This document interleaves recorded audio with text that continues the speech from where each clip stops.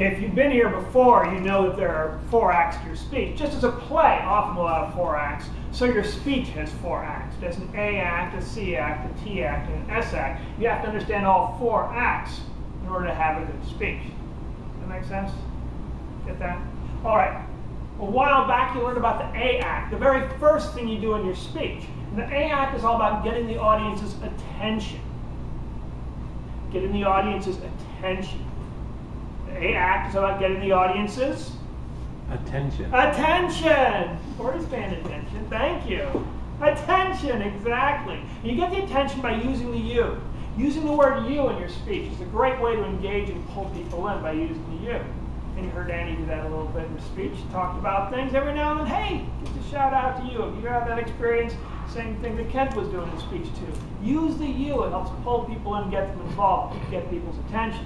So once you get people's attention, you might be wondering, okay, well great, I got people's attention, but how do I keep my own attention? How do I keep involved in this stuff that I'm talking about? Sometimes it's even a challenge for Toastmasters to stay interested in their own speech. And that brings up the C act. And the C act is all about content.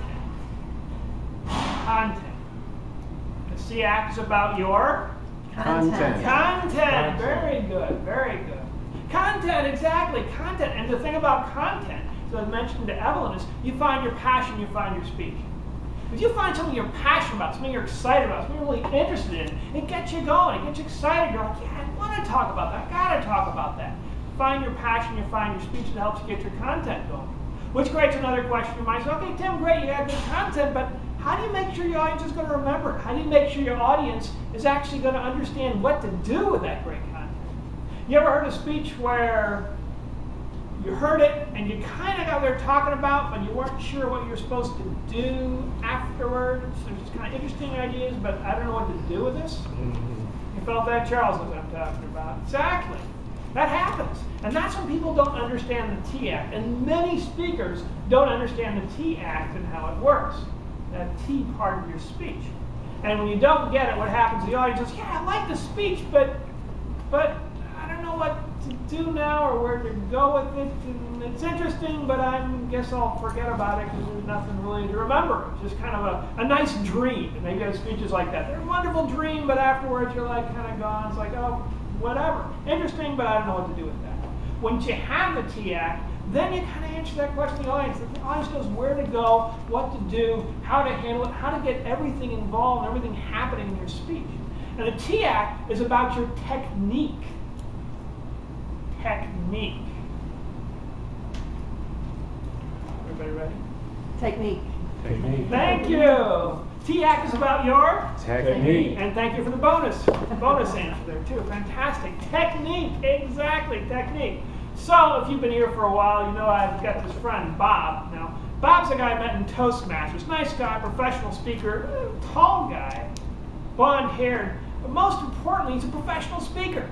I mean, every now and then outside of Toastmasters, I see him in Starbucks. So I was in Starbucks there, and I started talking to him about how do you develop your speaking. He said, well, technique is important to you. You have to make sure you understand your technique. He said, well, great, Bob, but how do I make that happen? How do I get good technique? Because you ever hear of a guy called Craig Valentine?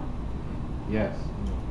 Corey's heard of him. So this is exactly why I said, yeah, Craig Valentine, world champion speaker. He's supposed to be really good. Did he have some great ideas about technique? Yeah. Yeah, he did, actually. He had a thing called foundational phrase. Foundational phrase. Corey, you heard of that? Yes. You know exactly what that is. All right. Foundational phrase. The technique is your how-to.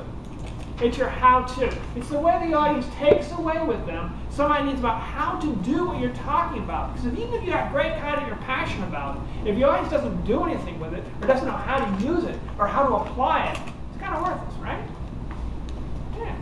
So you want to make sure there's a how-to. That's the foundational phrase. That's the technique that Craig Valentine was talking about.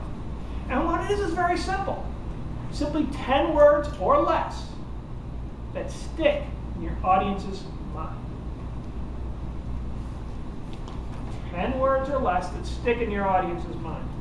And the reason you only keep it to 10 words is, frankly, people pretty much can only remember 5 words. 10 is pushing it, but if you make it sound interesting, they can remember it. There was an ad a while back. Maybe you remember this one.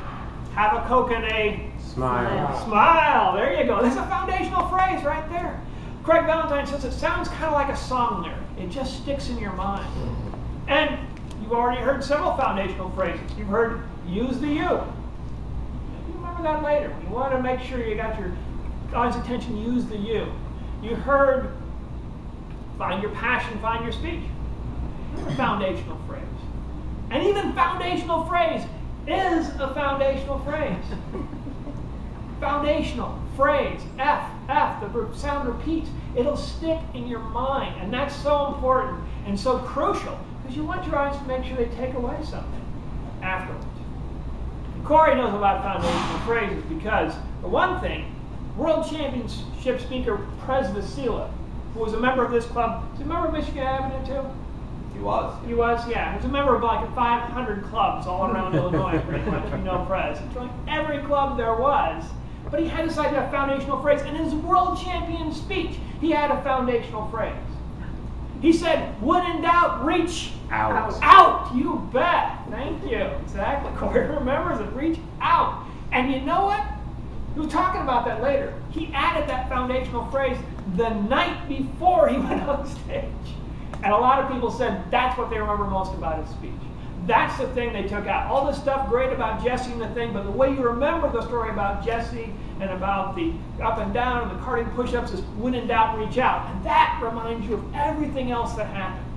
That's the power of the foundational phrase. That's the power of having good technique. That's the power of answering that how-to. So once I started doing that, I started using that foundational phrase, I discovered that all of a sudden, people looked at me differently. It's like, okay, I get it. There's some nods, some smiles, some interest. It just started pulling people in. You'll find the same thing happen once you start to use it. Once you start to use foundational phrases, your audience will get it. They will repeat the foundational phrase back to you after your speech, and that's how you know you're getting through. It's simple, it's easy connection to go through. 10 words or less that sound like a song, remind your audience what you're talking about. When you start doing that, the pressure is off of you because your audience is going to repeating everything. You say it a couple times, and keep going and going in their heads. And that makes it fun because you're talking about your passion.